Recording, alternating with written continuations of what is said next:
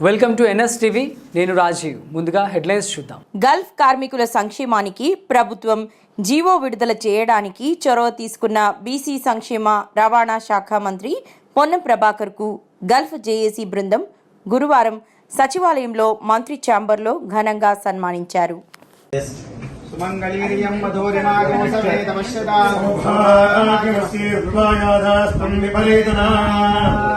యోవైతాం బ్రహ్మణో వేదామృతాంబురీ బ్రహ్మ చ బ్రహ్మా చ ఆయుక్తీర్తిం ప్రజాంతదో ఆగదేజే నైవైనం ప్రణయతి దివే దివే నమస్కుర్యాన్న దేయంగేత్తయే వేదా దేవ దేవతా ప్రేణాది